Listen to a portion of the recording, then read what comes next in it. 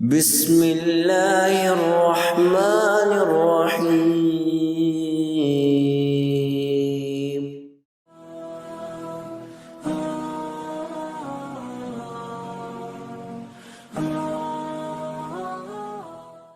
جمال الدین الشافعی رحمۃ اللہ علیہ اپنی کتاب التشویق الی بیت العتیق میں اپنی اسناد سے بیان فرماتے ہیں، عثمان ابن سعد رحمۃ اللہ علیہ نے فرمایا، آدم علیہ السلام نے سرزمین ہند سے 70 دفعہ آ کر اپنی زندگی میں اللہ رب العزت کے گھر کا حج کیا۔ عروہ ابن زبیر فرماتے ہیں کہ حضرت نوح علیہ السلام نے طوفان سے قبل اللہ کے گھر کا حج کیا اور اس کی تعظیم کا اظہار فرمایا۔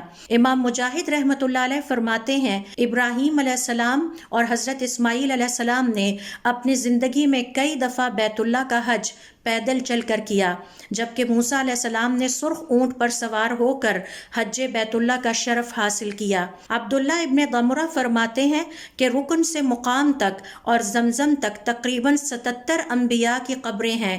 یہ تمام انبیاء حج کرنے کی غرض سے یہاں آئے اور پھر یہیں دفن ہوئے، حتیٰ کہ ہود علیہ السلام، صالح علیہ السلام اور شعیب علیہ السلام کی قبریں بھی یہی ہیں۔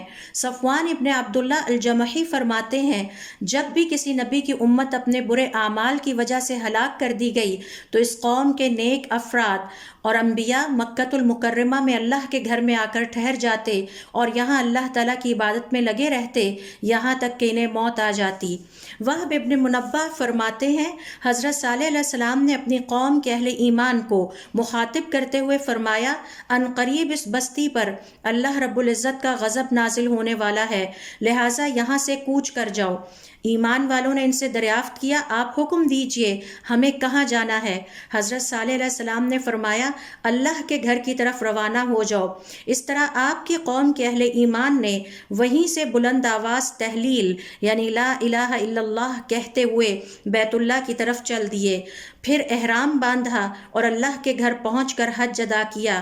اس کے بعد وہیں ٹھہر گئے یہاں تک کہ ان کا انتقال ہو گیا۔